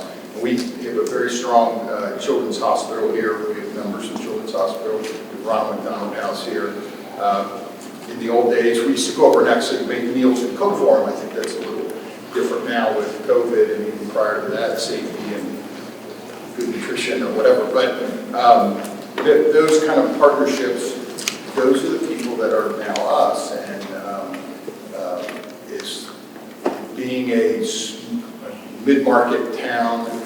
We are blessed with the Cincinnati Reds and the Bengals, and our newest, our FC Cincinnati soccer team, and we have now reached out to all of them over the years. And what's important, and I'll kind of tell a little negative, it's not a negative story, it's a great story. Back in my year, and I'm a little bit affiliated with the Reds, we did a partnership and and they were anxious to deal with us because we were a true, honest partner that, didn't have to investigate to see what kind of partner this is. They knew it's the Cincinnati Rotary Club. We've been here forever. We did a dinner on the diamond and raised money together to build a Miracle League field, which is handicap accessible baseball field. They're all around the country. Some baseball fields cost about 50 grand. This one was $1 million. Actually, it ended up $2 million. But it's still there today. In fact, we're talking about if the means is to redo it and maintain it. But that's a one-time deal. When the Bengals, they have coaches that when you get hired, it's just the clock starts to tick when you're going to get fired. In our case, that's true. But we partnered with Marvin Lewis and his Hometown Huddle and many other companies partnerships and companies within the city to do a day of service directed by the NFL. But I have to keep going back in, and I think what we've accomplished over the years is to continue to market ourselves, and that's tough for me. I was always brought up that you did something good, step to the back, and you don't really want to you don't want to run up in front of everybody and tell them, yeah, this is what I did. But it's very important for our younger people today and our older people that we need to get our wheel out there. And we have many things. I don't know what happened, but somehow I'm going to be in 2 years I'll be the foundation president. I'm not sure I got talked into that, but there are programs that are being talked about now and partnerships that we've already maintained and developed, and those partnerships, leadership changes, and we have to continue to engage them. And things like the Camp Allen, or we do Roselawn Condon School. It's been a partner for a long time. Continue to develop that partnership, and it's a good introduction for your new members. And you see one note here. The best thing we've done was, and I'm not sure how long ago that was, but our hands-on service committee. To me, it's a good area that we do, my gosh, probably 10 to 20, probably 20 smaller weekend deals outside, inside, build this, plant that. And that's a good test ground for some of these partnerships. So to me, at least, it's a good vetting area where we're looking back on some of them, and those could become larger projects that could be something to us financially, bringing in money, or financially using our foundation to give money. And like I say, always, how can I say, if you have your 10 good projects over many years, you want to continue to maintain the best 10 partnerships. Some of them stay at the top all the time. Some of them, because of time or whatever, go away, and you need to replace those. But again, I guess my main point is that you just need to market your Rotary Club, and take that recognition. It helps bring you new members, and that's it. Thank you so much, Owen. Are there any questions for Owen, or any comments, any best practices that you have with partnerships? What did you do with Ronald McDonald House partnership? That's been really an ongoing one, and it's evolved because really a very simple. We have a board member, Al Conscious is maybe still on the board for a long time, and we really were just engaging. If everybody understands, Ronald McDonald House is where the families stay when there's, at least here, they could be staying there for anywhere from a few days to 2 weeks to years. And they've done a renovation, and what we've done in the past was we took a group in there and literally we give some talented culinary people where we've made from scratch, made the meals in their kitchen. Like I said, with safety and different protocols, that's changed now, but now we just assist them. But that's something we could probably develop a lot deeper. And but for now, it's just to help with that, just with them personally. Yes, and that's a good question, because we were the first group to go back into the Ronald McDonald House to serve when they opened it back up again. So we had a group going this in August. And so there were 10 of us, and we prepared the meals for the family. And it's renovated, and now Cincinnati actually hosts the largest Ronald McDonald McDonald House that exists with the new renovation. And so we may go back there again in the spring. But it was a very great experience, and we were really excited and, you know, very grateful to be the first group to go back in after COVID to serve the families. The only other point I want to make is, you know, with Ronald McDonald House or the Cincinnati Reds, when we did this partnership years ago with the resident for the Miracle League field, because I'm still involved with them now, it's much more challenging. You know, you went, oh, I want to do something with the Reds. Well, the Reds don't necessarily want to do something with you because they're a little bit further up the scale. Everybody wants to do something with a sports team.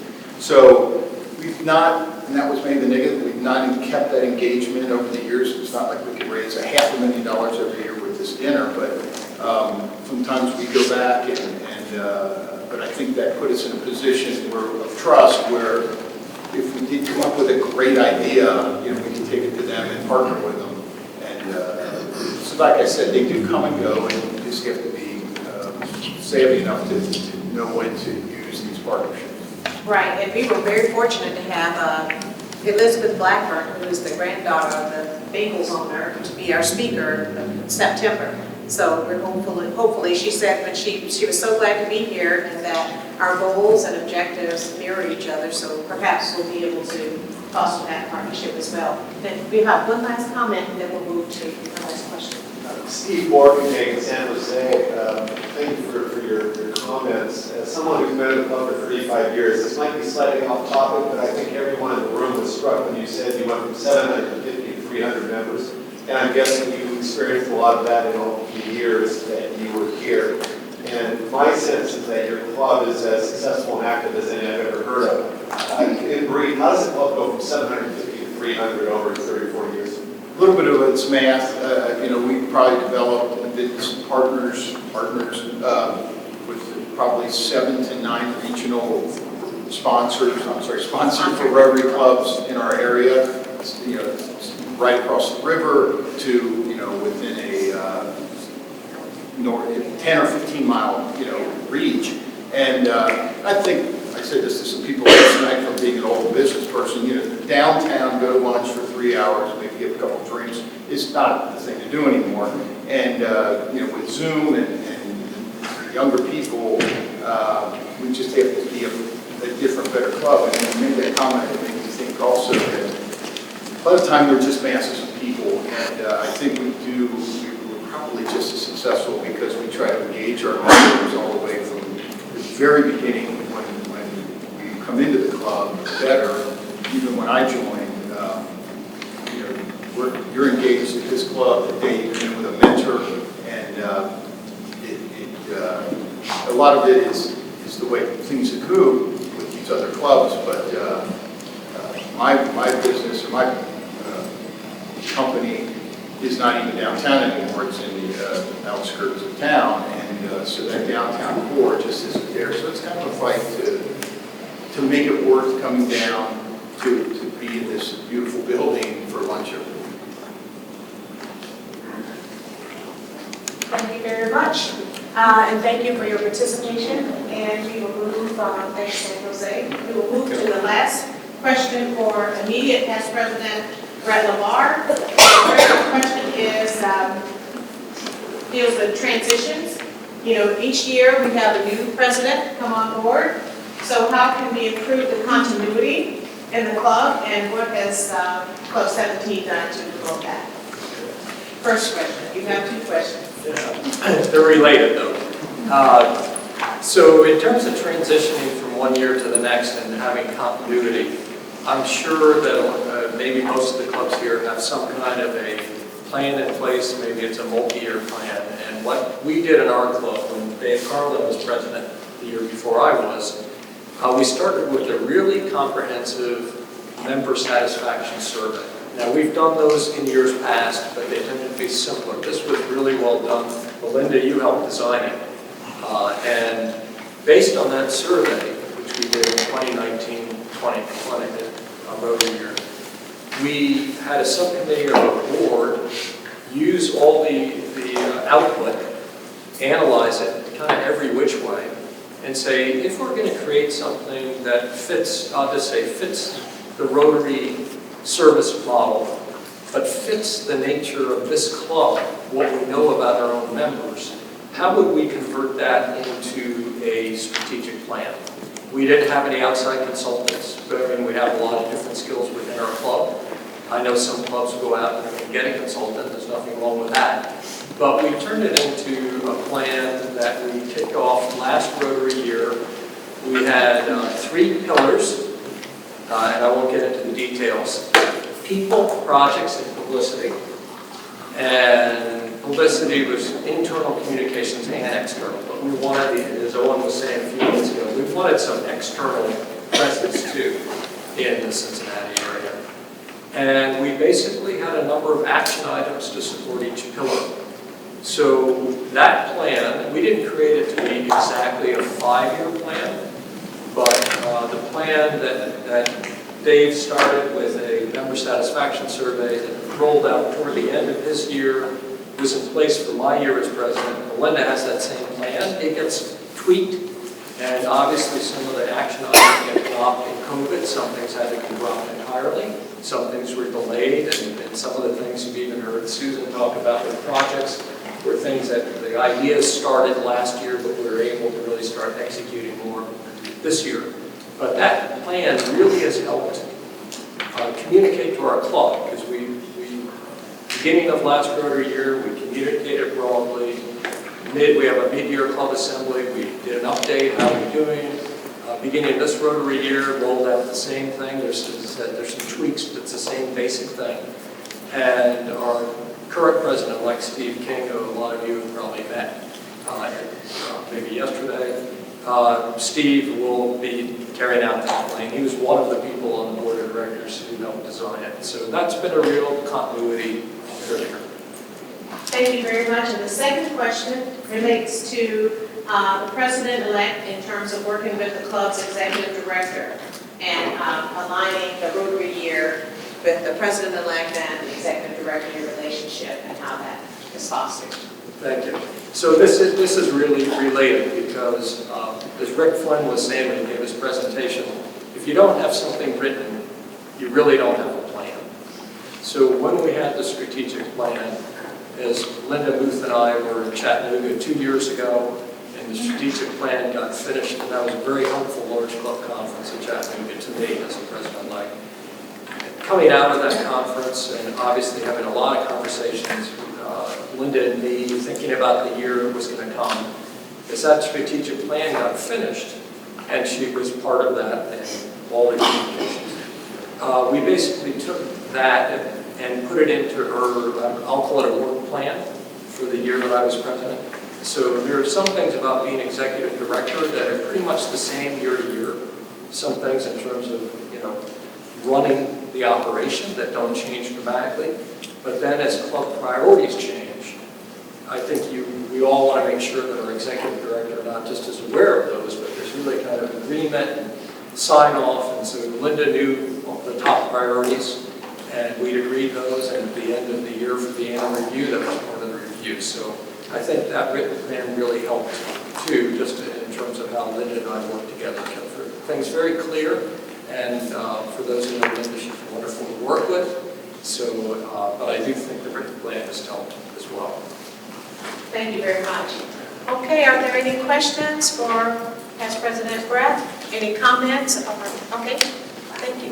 Sort of an add-on comment there, Lisa Corelli. I'm president-elect, so I have training wheels on, so I've told many of you. But I'm also in Nashville, and we do the strategic plan every year. And I would say, I'm not as afraid coming into the president role because of having served on the board and gone through a couple of iterations of an annual strategic plan. Chairs are brought in, the board's in there, and it's a really comprehensive review. It helps you think about your bench strength in terms of which of those chairs are showing the potential to lead. So I think that's been super beneficial. And then periodically we'll do a longer term, deeper dive, even hiring a consultant to step in to facilitate that. I think that's been very constructive as well.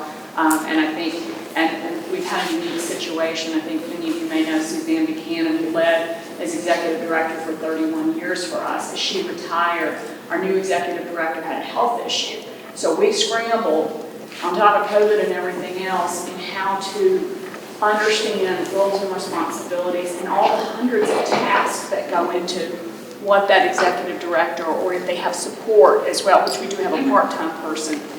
Suzanne was able to step back in and take certain responsibilities, but as a result of that, we have a detailed Excel sheet that has all of those roles and responsibilities. And, you know, it's necessity that forced us to do it, but I think that's a great tool going forward. So as you evolve, I think putting it on paper, processes and procedures, dealing with personnel issues like that we haven't faced this before. What do you do with a potential disability or short-term illness, things like that. So it really forced us, and I would compliment Lauren Payne, who is our fearless leader now. There's a lot of work that went in, but the board leaned in together, and again, getting processes, getting it on paper, so those that follow have a guidepost to deal with, and having executive directors, if they have a new one coming in, back to, it's been said, having their roles and responsibilities pretty well outlined. I think that's just been a big plus and a big learning for our club. Thank you very much for sharing. Could I just add to that? I'm Lauren, I'm in the club with Lisa, and one of the things that we did this year too, coming out of, or hopefully out of COVID, was make it a 3-year strategy and innovation plan. So really involving Lisa, and part of that with your board involved, we had our next president is somewhere in that room. But having that buy-in to make it not something that each year is thought up, but that those goals really should stay kind of not stagnant, but they should be the goals moving forward, and your objectives and how you get there, your strategies is what will change in that process. But I think doing that forward thinking of not just 1 year, but all around. Thank you very much. Are there any other comments or questions? Okay, great, thank you. Good morning, I'm Joanne Brown. I'm from Beaumont, Texas, almost on the border of Louisiana. Our club is about 235 members, maybe a little bit more. We started this year an initiative to have a half-hour meeting bi-weekly with just the president, the past president, the incoming president, and our executive director. 30 minutes via Zoom every other week, and it sometimes doesn't last the whole 30 minutes, but it brings leaders together because we are not the significant people. We do hear from our significant members and our committee chairs, and that information shared at that top level does give an opportunity for continuity in the future. Thank you. Thank you very much. Okay, we have one last comment before we go. I have a question for the past president or anyone else in the audience. I'm Marilyn Nettie Cruz from the Rotary Club of Washington, D.C. And something that's really trending in our leadership are president themes or presidential themes. And I'm noticing that they're all very different. So there's no continuity. Like one president is very keen on one item. This year is the environment. I'm not a big environment person. So I don't want to be a drastic changer, but that's not the theme I want to bring to my year. So how do we deal with those things? I'd like your advice. So can I just clarify? So is this so these themes that happen every year, is it part of your strategic plan, or is it, so do you do strategic planning? We do. But that isn't. So is it more like this is going to be my favorite project for the year kind of thing? My pet project for the year, and it's like every month a speaker on the president's, agenda. And I don't want to have an agenda, quite frankly. But I'll say one of the things that's helped us with our strategic plan is it's an overall overarching plan, so that when each president each year did the continuity, there may be an area even that we feel was an area of weakness that we might need to put more in. We did that, and even with the Environmental Sustainability Committee that we started, there was a lot of research done with that, but it didn't take over our whole plan. We put that subcommittee in place for that piece, but we still had our other areas. And as President Brett mentioned, PPP was his year. He didn't even know that COVID was coming, of course, but it ended up being PPP. Well, my year, the acronym it's actually MPPM, members. Because of COVID, we wanted to make sure we focused our areas on making sure members stayed engaged, involved, and that we retained them. Publicity, projects, making sure we had projects because we wanted to focus on outdoors because some people were still concerned about being indoors. And then the N was for new members. So what we did, like you said, when we looked at the strategic plan and looked at those areas that we wanted to focus in on, we did that, but it didn't take away or pull us from the overarching theme that we had. So that's one way that we addressed it. Would anyone else like to? Hi, I'm Kathleen. What is the distinction between your MPP and you're talking about current members and engaging your team, and then new members, but what is the people piece? The P is for publicity. We have a great outreach where we have increased our presence on Facebook, LinkedIn, and we will have a professional development series starting up too, where we can introduce members to Twitter and Instagram as well. So we want to make sure, I think as President Brett said, we did a lot in the community, and it wasn't like when we said, here's Rotary, this is what we've done. We just did what we needed to do, especially focusing on children with disabilities. But now we want to take a strategic approach to making sure that others know what's happening so that a lot of them want to become a part of us when they realize what we do. So not blowing our own horn to say just we're doing all of these grand things, but letting other people know who we are. We don't want to be the best kept secret. We want to expend and expel we have a foundation, and those monies go back into the community. So that one P was for publicity. All right. Just to expand on kind of what you said, we're going to Chicago. We just started our social media push because of new members who are younger, and we're like, why are we not on LinkedIn? And we're like, well, why do we need that? And we're like, and that's why we need it, because we don't. But part of that publicity piece, what we have found that works well, that kind of goes into new members, is whenever we're out doing something, like our senior citizens. So we went to a low-income housing facility and we served to their door 70 seniors in the building. So other people were like, I want to help, can I help? And we were like, sure. They were like, I don't have to be a member. We were like, no, we just want to do service. If you want to be a part of helping us do service, we would love that. And so then as they kept coming back every week, we ended up having more non-members helping than members.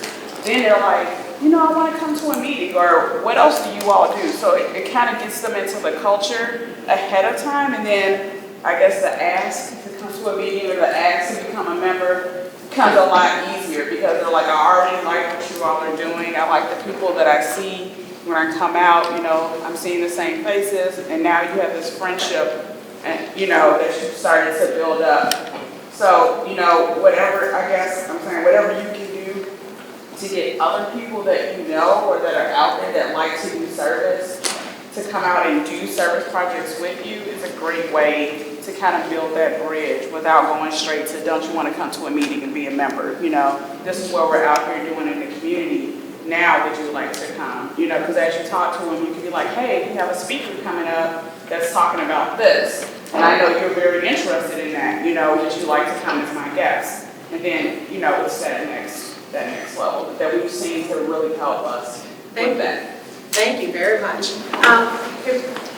Okay, these two will be short, and then we'll have our final comments from the panel. Hi, Chief West from Louisville. I realize that the presidents do tend to be wordy, so this is going to be quick. And thank you very much for your words. Very inspiring, very informative. During COVID, as you guys probably know, Louisville also went through a social justice issue, and it forced our Rotary to sit back and take a look at what we were doing, just in food for thought. What we did was we established a diversity, equity, and initiative committee, and made the chair of that committee a new board member. We crafted our own DEI statement for our members and for our vendors. so that our vendors and the people we do business with have those values.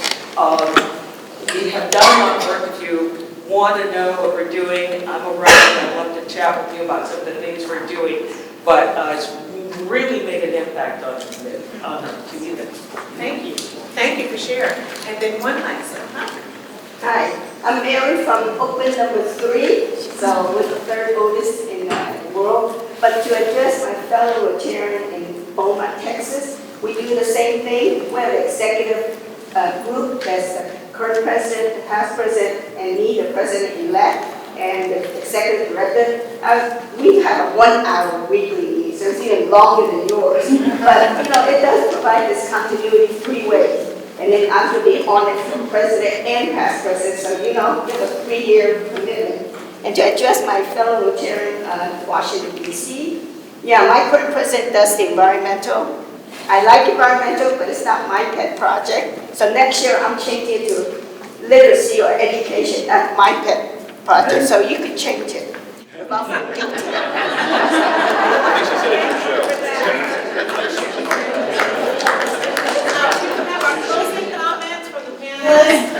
What you wish you could know, or either a piece of advice that you'd like to give to the president-elect. So each one of you, please. I think from my angle, just one piece of advice is that for the president-elects, you're going to start your job in about 220 days. I think is about the time frame. And between now and then, it's going to fly by. And it's going to go even faster when you're president. So every day that you can plan now for your success, starting next July 1, is going to pay dividends to you. So don't lose sight of that fact. And president nominees, of course, the same thing goes for you. The other thing is just communicate. Over-communicate everything that you can to your members. You build trust that way. If you're ever hesitant about communicating, do it. Be careful how you do it, but communicate. Because people came up to me and said how important it was for the communication that our entire board and club did, and to keep them feel welcome in the club and engaged as well. So over-communicate. And you, Dave? I think it's really important to keep up strategic planning. Look at your plan every year, do a deeper dive every X number of years, depending on your club. And integral to all that planning has to be your succession planning. You should be thinking, you should know nearly 2.5 years out who the next president is. You don't want to wait, 6 months before July 1st to decide who that person is going to be.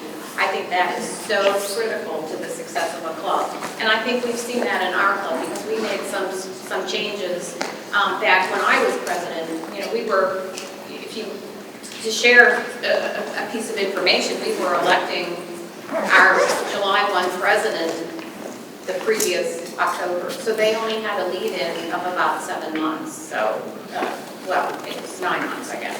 So think about that. I mean, that's a huge, that was a huge difference that it made in our club. I want to echo something Dave said because this is really a vital time for you right now. You are going to be so busy in preparation for July 1, and July 1 is going to come, and then you're going to get to December of your presidential year, and if you think about it, essentially your year is behind you. I mean, you're still the president, yes, but now everything is focused on the person coming behind you. We used to have another organization I belonged to, we always said that 6 months into your presidency, you were toast. Because everything now focused on the person coming behind you. So make hay while the sun shines right now, and zoom through to December of your year, and then again help the person coming behind you. Thank you, Susan. Owen? Surrounded by very intelligent people and strategic people. Going way back, I was the person that we had a short lead into the year, and I think we're all better clubs for this planning, what Rick talked about here. So, the delegation, when you get to that day one, and this is probably very frivolous, but I just had the best time. I laughed. Talking to the girl from back there from D.C., it's your time, and you know, these things that are in place strategically will continue to happen. You need to be a little bit above that. You need to engage your people in, I don't want to say entertain them, but you got to be a little different from the last person you are. And it flies by, but those are some of the best memories I had, you know, with the speakers that you have control over having and ball. So please enjoy. Thank you, Owen. Brett? Yeah, I said the Chattanooga Large Club Conference helped me a lot, and one of the things that I did was develop connections that helped, especially in a COVID year, doing some Zoom meetings with other club presidents, comparing notes was a helpful thing. So the kind of networking you can do here is a wonderful thing, and I'd say keep it going. Dave, I know you did that coming out of your Large Club Conference too. That helped a lot. And the other thing I'd say, and Rick Flynn hit this a bit this morning, and I know it's really obvious, but we were talking about the York Club last night there, right? And at dinner, and you have 40-something committees in your club, and we have about the same here.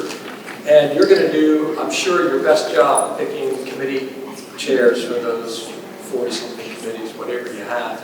But you will get surprised. Some people's availability changes, jobs change, you name what, health changes.